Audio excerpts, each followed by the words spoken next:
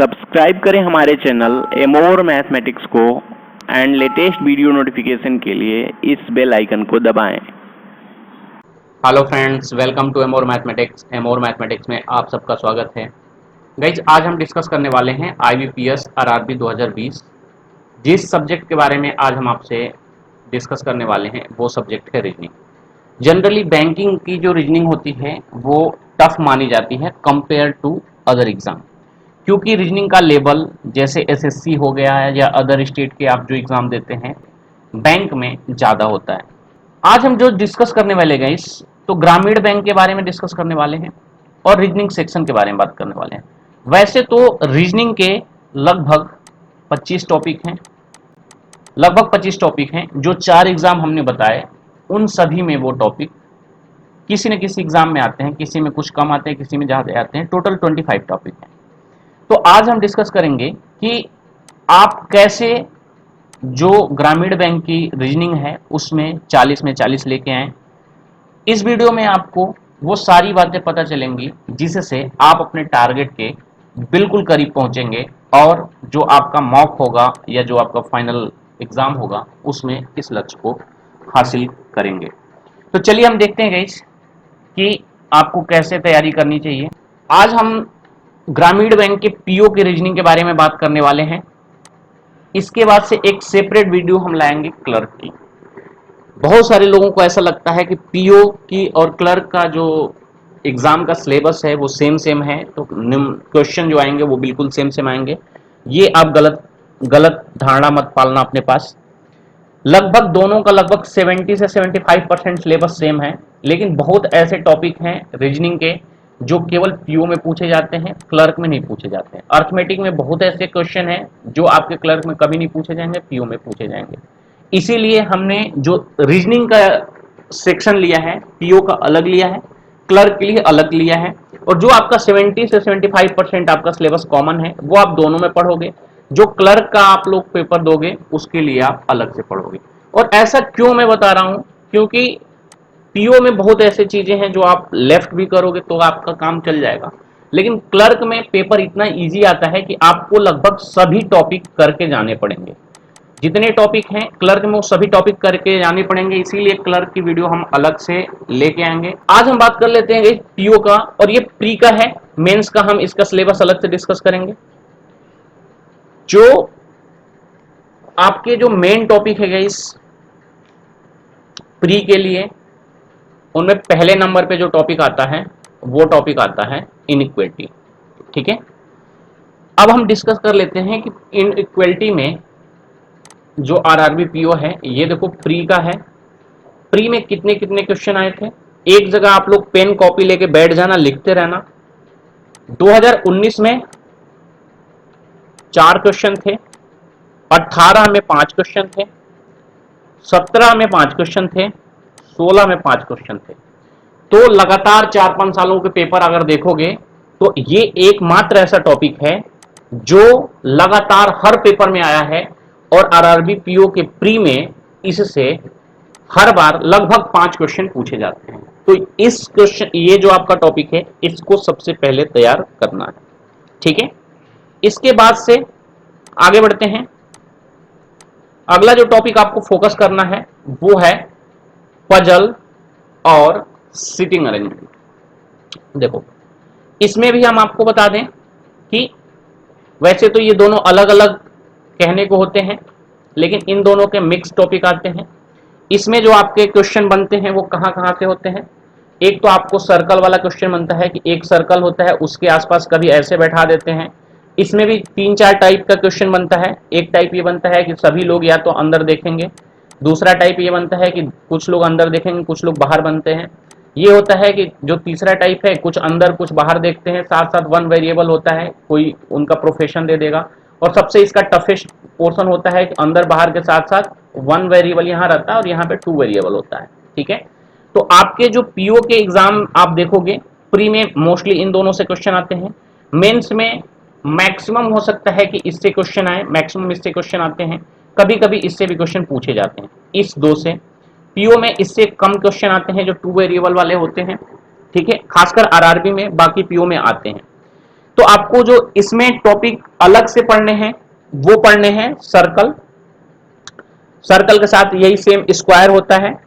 इसके साथ आपको रो वाले क्वेश्चन पढ़ने हैं। जैसे सिंपल ये रो होता है, एक सिंगल रो होता है नॉर्थ साइड वाला, डबल होता है, पैरेलल रो होते हैं, ये वाले क्वेश्चन।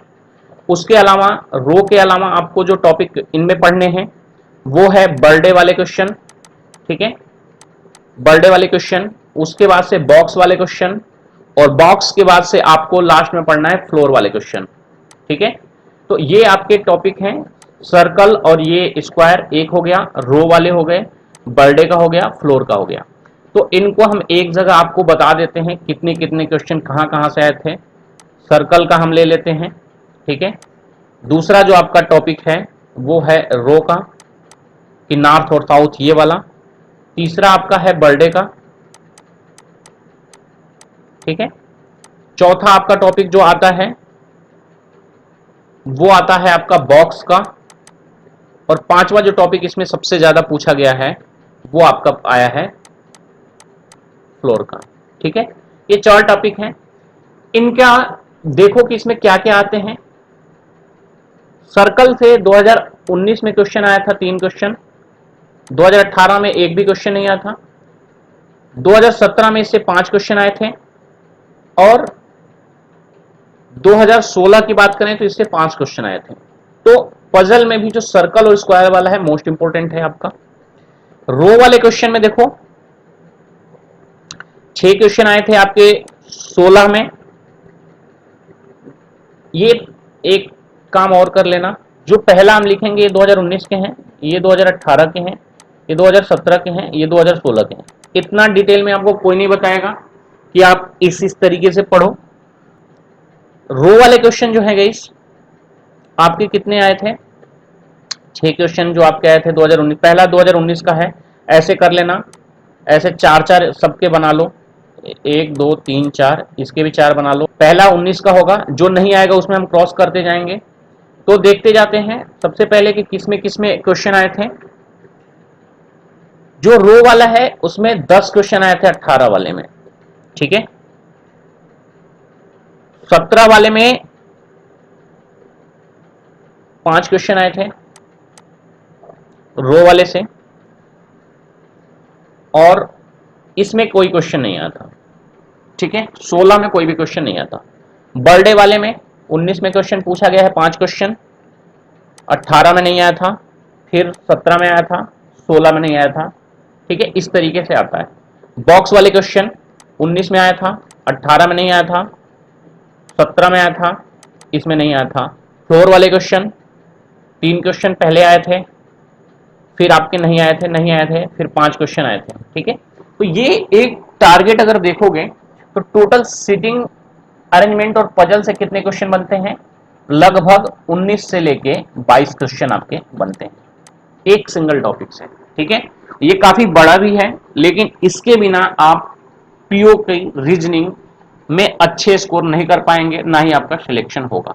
और ये उतने टॉपिक हैं, 25 में से ये वो टॉपिक हैं जिससे हर साल क्वेश्चन आए हैं, लगातार जो 4 सालों में पूछे गए हैं, उन सभी का एनालिसिस हम आपको करा रहे हैं। वीडियो अगर आपको अच्छी लग रही होगी तो अभी लाइक कर देना, और जो चैनल पे नए हो सब्सक्राइब कर लेना। दूसरा जो इंपॉर्टेंट टॉपिक है गाइस वो है सिलॉग। सिलॉग से गाइस लगातार जो 4 सेक्शन हम अभी फिर से बांट लेते हैं। हर साल इससे 5 क्वेश्चन आते हैं लगभग। 2019 में इससे 4 क्वेश्चन थे, 5 क्वेश्चन फिर लगातार आए हैं, 5 क्वेश्चन 5 क्वेश्चन 5 क्वेश्चन, ठीक है।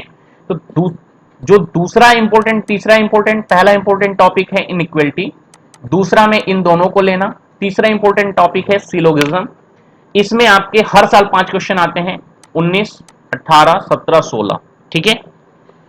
अगला जो आपका टॉपिक है उसको देख लेते हैं, कोडिंग डिकोडिंग। देखो कोडिंग डिकोडिंग को 2 टाइप में आप बांट लेना, एक होती है जनरल जो लेटर कोडिंग डिकोडिंग होती है, ठीक है, और दूसरी होती है एक जो चाइनीज कोडिंग डिकोडिंग होती है, ठीक है। चाइना टाइप की चाइनीज कोडिंग डिकोडिंग बोलते हैं। इसमें कैसे होता है, जैसे कि राम इज हियर, कोई एक सेंटेंस दे देगा, उसको बोल देगा HIEPOT टाई लिख लो, ठीक है, ऐसे दे देगा, ऐसे 3-4 स्टेटमेंट देगा, बाकी आप समझ गए होंगे क्या मैं बोल रहा हूं। तो आपकी जो ये वाली कोडिंग डिकोडिंग है चाइनीज, ये मोस्ट इंपॉर्टेंट है, ठीक है। और लेटर कोडिंग डिकोडिंग आप समझते हो कि बहुत सारे लेटर पूछ देगा कि डिक्शनरी में कोई एक लेटर दे देगा, उसमें कितने वर्ड हैं, तो ये वाले आपके आते हैं आरआरबी पीओ में, ठीक है। और ये सारा सिलेबस हम करवाएंगे, घबराना मत आप लोग, और इसी चैनल पे करवाएंगे, ये जितने भी हैं सारे करवाएंगे। तो गाइज लेटर से आप अगर देखा जाए 4 साल के सेक्शन वाले में, तो कितने क्वेश्चन आए हैं? 19 में आपके 3 आए हैं, 18 में 1 क्वेश्चन आया है, 17 में नहीं आया है, इसमें 5 क्वेश्चन आए हैं। और इससे most important topic coding decoding का मोस्ट इंपोर्टेंट टॉपिक चारों साल में 2019 से लेके 2016 से लेके 2019 तक हर शिफ्ट में, मतलब हर उसमें 4 क्वेश्चन आए हैं, लगभग हर सेट में भी आए हैं, ठीक है। मतलब 5 क्वेश्चन 2019 में भी 5, 2017, 18, 16 सब में 5-5 क्वेश्चन आए, ठीक है। तो आपको ये सबसे इंपॉर्टेंट है, पहले नंबर पे ये, दूसरे ये, तीसरा ये, और कोडिंग डिकोडिंग का ये जो चाइनीज कोडिंग डिकोडिंग है ये वाला, ये आपके 4 टॉपिक हो गए। आगे बढ़ते हैं, अगला है गाइस जो ब्लड रिलेशन है। ब्लड रिलेशन प्री के लिए बहुत ही इंपॉर्टेंट है, अभी मेंस का भी सिलेबस हम डिस्कस करेंगे। 4 सालों के हम अगर क्वेश्चन देखें, 2019 में 2 क्वेश्चन, 3 क्वेश्चन, 0 क्वेश्चन और 3 क्वेश्चन। तो ये मान के चलो ऑन एन एवरेज आपके 2 से 3 क्वेश्चन आपके ब्लड रिलेशन से पूछे जाते हैं प्री में। आगे बढ़ते हैं, अगला टॉपिक डायरेक्शन है। डायरेक्शन से प्री में कितने क्वेश्चन पूछे जाते हैं गाइस? 4 सेक्शन हम बांट लें। 19 में कोई क्वेश्चन नहीं आया था, 2 क्वेश्चन 18 में आए थे, 17 में नहीं आए थे, 16 में 3 क्वेश्चन आए थे। ये भी आपका इंपॉर्टेंट टॉपिक है प्री के लिए। उसके बाद से एक टॉपिक है गाइस डाटा सफिशिएंसी। वैसे तो ये मेंस का टॉपिक है, लेकिन 2018 में इससे क्वेश्चन पूछा था, तो आप कर लेना। डाटा सफिशिएंसी एक्चुअल में क्या होता है कि जितने भी आप रीजनिंग पढ़ते हो, ये कोई अलग से टॉपिक नहीं है, उसमें डाटा दिया होता है, आपको बताना होता है कि वो सफिशिएंट है कि नहीं है, ठीक है। तो इसमें आपका 18 में 4 क्वेश्चन दे दिया था, बाकी 19 में नहीं आया था, 17 और 16 में भी नहीं आया था, ठीक है। तो आपके ये जो टॉपिक है एक बार आप स्क्रीनशॉट ले लेना, और जो चीजें हमने बताई उसको एक बार पेन डाउन कर लेना। इन टॉपिक को सबसे पहले कवर करना, और आरआरबी के पिछले 4-5 सालों के पेपर उठा के देखोगे तो ये जो आपके 8 से 9 टॉपिक जो आपके अभी स्क्रीन पर दिख रहे हैं, इसी से 40 क्वेश्चन आपके आ जाते हैं, ठीक है। वैसे तो आपकी रीजनिंग में 25 से ज्यादा टॉपिक हैं, जो एसबीआई में कुछ अलग आते हैं, आरबीआई में अलग आते हैं, आईबीपीएस में अलग आते हैं। पर्टिकुलर हम आरआरबी की बात करें तो आपके ये टॉपिक प्री के सिलेक्शन के लिए सबसे ज्यादा इंपॉर्टेंट है। आगे अभी और अब हम डिस्कस करेंगे कि इनको कैसे करना है। इन सभी टॉपिक को अपने चैनल पे हम खुद भी करवाएंगे, और इसी तरीके से बाकी जो आरआरबी क्लर्क की है उस रीजनिंग का भी एनालिसिस करेंगे। देखो वो प्री का एक पैटर्न था, कौन कौन से इंपॉर्टेंट सेक्शन है। अब आ जाते हैं गाइस मेंस में। मेंस में गाइस रीजनिंग में आपको क्या पढ़ना है? सबसे इंपॉर्टेंट टॉपिक यहां पे हो जाता है डाटा सफिशिएंसी।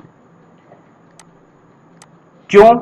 क्योंकि 2019 से लेके 2016 तक हर साल इससे 5 क्वेश्चन फिक्स आते हैं, और आपके भी सेट में इससे 5 क्वेश्चन देखने को मिलेंगे, हर साल आते हैं। अगला जो टॉपिक है उसके बारे में डिस्कस कर लेते हैं, एनालिटिकल रीजनिंग। अब देखो एनालिटिकल रीजनिंग से पीओ में क्वेश्चन आते हैं, क्लर्क में आपको देखने को कम मिलेंगे। एनालिटिकल रीजनिंग में क्या आता है guys? Statement and assumption, statement and argument, statement and conclusion, course of action, course of action, cause and effect, ठीक है। और आपका एक होता है डिसाइड करना, होता है डिसीजन मेकिंग बोलते हैं, ठीक है। तो एनालिटिकल रीजनिंग के ये आपके 6 टॉपिक होते हैं। एक बहुत ही बड़ा टॉपिक है, लेकिन मेंस के लिए सबसे ज्यादा इंपॉर्टेंट टॉपिक है। पहले इसमें देख लेते हैं कितने कितने क्वेश्चन आए हैं चारों सालों में, ठीक है। उसके बाद से आपको एक बहुत ही इंपॉर्टेंट बात इसमें हम बताएंगे। एनालिटिकल रीजनिंग से गाइस 4 क्वेश्चन आए थे आपके 2019 में, 6 क्वेश्चन आए थे आपके 18 में, 6 ही क्वेश्चन आए थे आपके 17 में, और 5 क्वेश्चन आए थे आपके 2016 में। और देखो एसबीआई में और बाकी जो अदर एग्जाम होते हैं उसमें एनालिटिकल रीजनिंग के और ज्यादा क्वेश्चन होते हैं, कहीं कहीं तो 15-15 क्वेश्चन भी देखने को मिलते हैं। आरबीआई पीओ में एक एक क्वेश्चन आते हैं अलग अलग करके मोस्टली, या कभी कभी आता है दो एक साथ आ जाते हैं, लेकिन मोस्टली बहुत बड़े बड़े डिसीजन मेकिंग के उस टाइप के पैराग्राफ आपको नहीं मिलते हैं।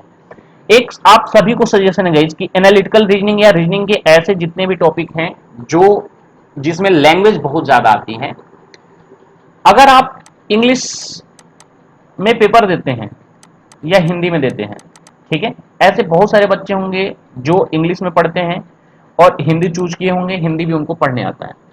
तो गाइस जो रीजनिंग का पेपर है, अगर आप उसको बहुत ही कम समय में करना चाहते हो तो आप प्रीफर उस लैंग्वेज को करना जो लैंग्वेज आप बहुत तेजी से पढ़ते हो, साथ साथ उसकी लैंग्वेज एक बार में पढ़ने में आपको समझ में आती है।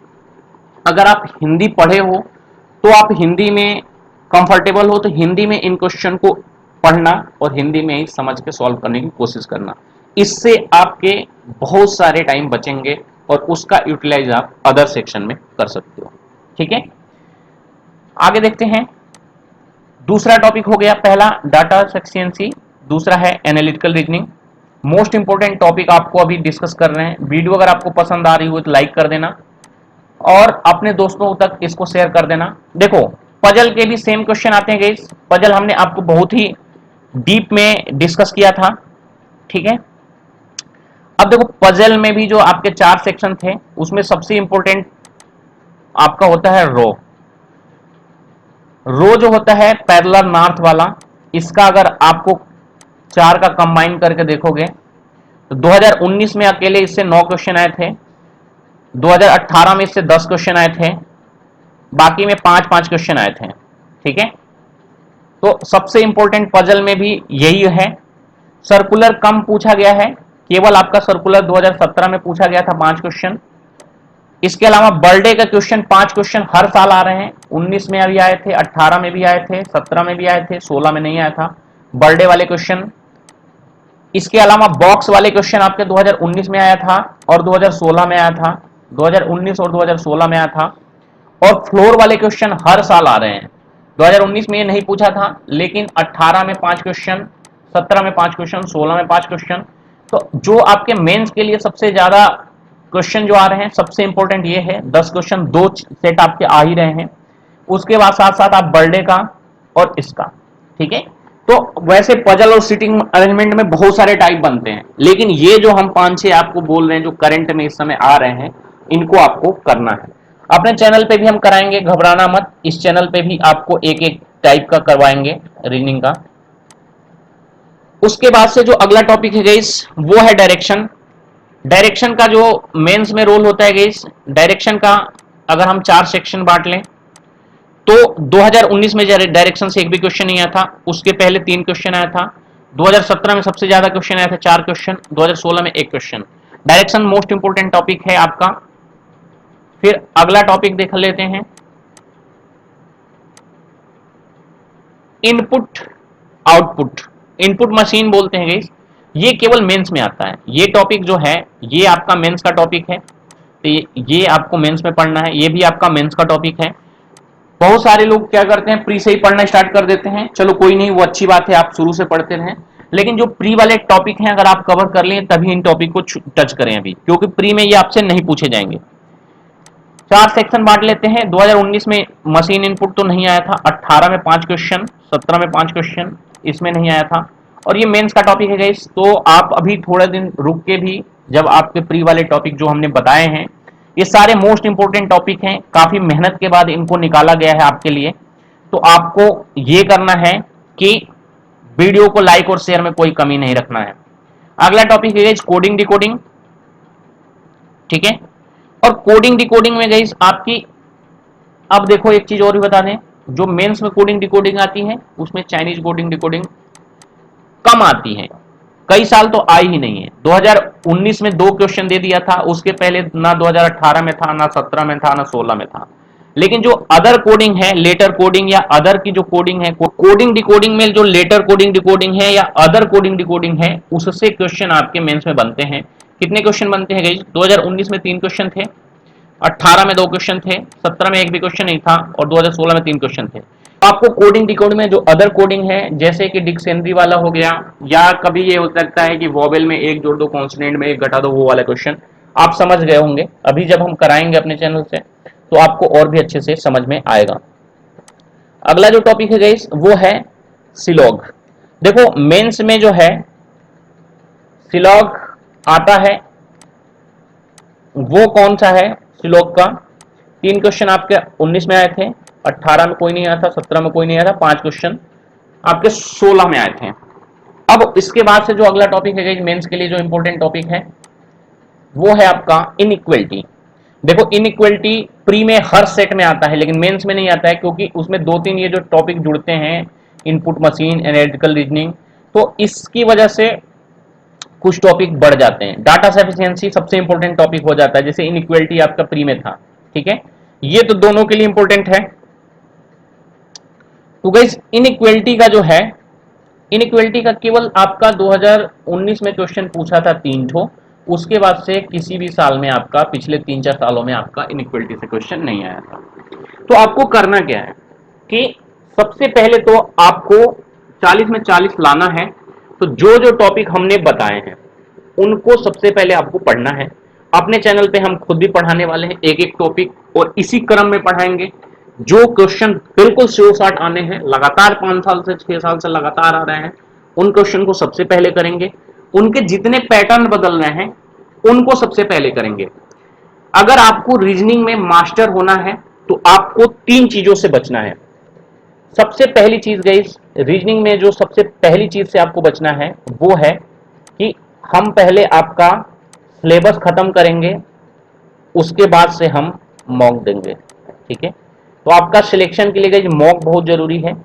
आपको करना क्या है कि अगर आपने 2-3 टॉपिक जैसे ही खत्म होते हैं, जो मोस्ट इंपोर्टेंट टॉपिक प्री के हैं, प्री के टॉपिक एक बार फिर से डिस्कस कर लें, तो आपको करना क्या है गाइस, तुरंत मॉक पे भाग जाना है। जैसे कि देखो ये पहला टॉपिक था इनइक्वलिटी, पजल, सीटिंग अरेंजमेंट। इतने टॉपिक जैसे ही होते हैं आप करके जाना।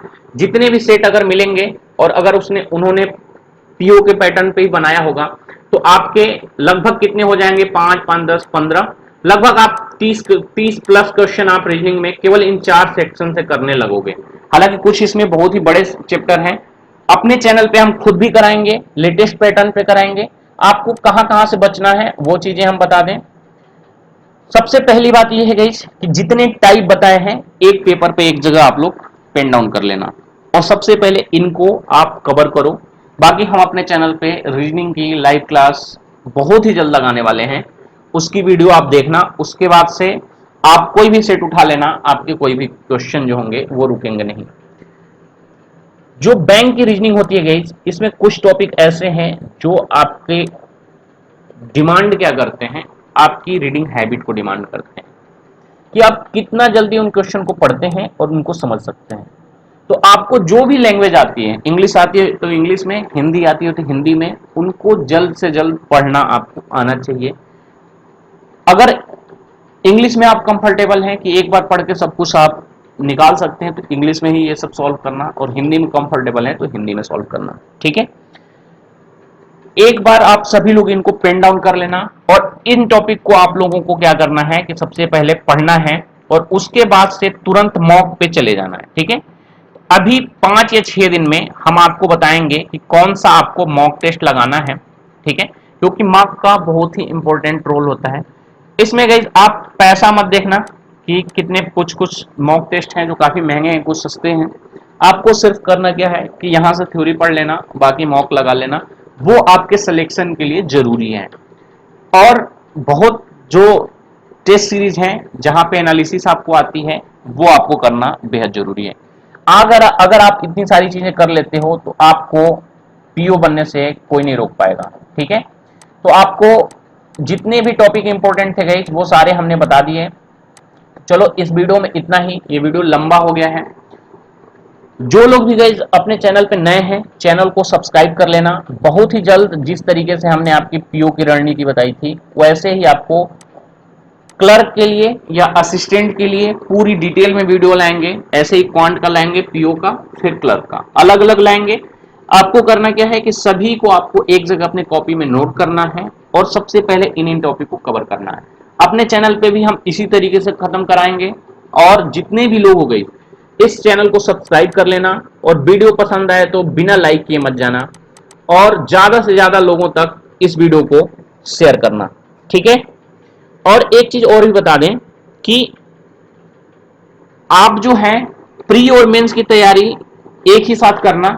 ये मत करना कि पहले प्री की कर लें फिर मेंस की कर लें, बहुत ज्यादा अंतर नहीं है। तो साथ साथ आपको 2-3 काम और करना है। करंट अफेयर्स आपको अभी से पढ़ते हुए जाना है, कंप्यूटर पढ़ते जाना है। ये 2 चीज आपको पढ़ते हुए ही जाना है, क्योंकि ये चीजें बाद में आप नहीं कर सकते, ठीक है। बाकी इसके अलावा हिंदी जब प्री आपका खत्म हो जाएगा मेंस के बाद से, तो आप उसके बाद से भी हिंदी कवर कर सकते हो। हिंदी आप 10 दिन में 15 दिन में आप बड़े आराम से कर लोगे, उसका सिलेबस बहुत ही छोटा है। अपने चैनल पे भी हम उसको करवा देंगे, ठीक है। बाकी ये 2 चीज आप करते जाओ। करंट अफेयर्स तो 100% करो और कंप्यूटर भी थोड़ा थोड़ा पढ़ते जाओ। बाकी प्रैक्टिस करो रीजनिंग की, मैथ की, दोनों की जो बेस्ट स्ट्रेटजी है वो हम अपने चैनल पे लेके आते रहेंगे।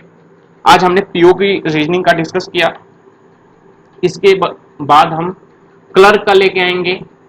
क्लर्क का पहले रीजनिंग का डिस्कस करेंगे, फिर उसके बाद से पीओ का आपका अर्थमेटिक का डिस्कस करेंगे, फिर उसके बाद से क्लर्क का करेंगे। और एक बार जब डिस्कस कर लेंगे तो आप ये चीज पाओगे कि आपको पहले लगता था कि इतना पढ़ना है, और जिस दिन आज ये वीडियो अगर आपने पूरे अंत तक देखा होगा तो आपका सिलेबस मात्र इतने तक आ जाएगा, ठीक है। और साथ साथ जिस दिन हम क्लर्क का आपसे स्ट्रेटजी शेयर करेंगे, उस दिन आपको हम बताएंगे कि जो टॉपिक हमने मोस्ट इंपोर्टेंट बनाए हैं, और ये ऐसा नहीं किसी क्वेश्चन को छोड़ दिया हमने, 40 में 40 क्वेश्चन जितने भी आए हैं सभी को लिया है, तो भी 8 ही टॉपिक में आ गए हैं, जबकि सिलेबस में आपके 25 टॉपिक हैं। तो आपको करना क्या है कि सबसे पहले यहां पे ग्रिप बनाना है, और यही चीज है, क्योंकि जो बैंक का एग्जाम है वो स्पीड का, ठीक है, स्पीड का है, नॉलेज का नहीं है। प्री तो प्योरली स्पीड का है, क्लर्क केएल का है, इतना इजी आता है, कर तो सभी लोग हैं। स्पीड का गेम है, तो स्पीड के लिए क्या होता है कि आपको जितना कम सिलेबस है उसको बार बार पढ़ना है, और आपकी जो टेस्टिंग होगी कहां से होगी, मॉक टेस्ट से होगी। इतना डिटेल एनालिसिस गाइस पूरी यूट्यूब पे कहीं आपको नहीं मिलेगी। वीडियो अगर आपको पसंद आई हो, मेहनत आपको दिख रही हो, तो वीडियो को लाइक करना। थोड़ा सा हो सकता है वीडियो बनाने में हमें टाइम लग जाता है, क्योंकि डाटा कलेक्ट करने में और बाकी चीज़ों में टाइम लगता है, तो उसके लिए सॉरी है। लेकिन जो भी चीज़ें आपको मिलेंगी बहुत ही सॉलिड मिलेंगी, और जिस दिन आपकी रीजनिंग की पहली क्लास आएगी उसी दिन आपको लगेगा कि हाँ इस चैनल से आपका सिलेक्शन होगा। अभी तक जितने भी एग्जाम हुए हैं जिसके लग के हमने तैयारी करी है, कोई ऐसा एग्जाम नहीं है जो हमने आपको इस चैनल पे बताया है और उसके 70 से 80% क्वेश्चन आपके एग्जाम में डायरेक्ट नहीं आए हैं। तो आप लोगों को करना क्या है, चैनल को सब्सक्राइब करना है, अपने जितने भी फ्रेंड हैं सभी तक इन वीडियो को फैला दो, शेयर कर दो। इस वीडियो में इतना ही। वीडियो देखने के लिए आप लोगों का बहुत बहुत धन्यवाद। Thank you.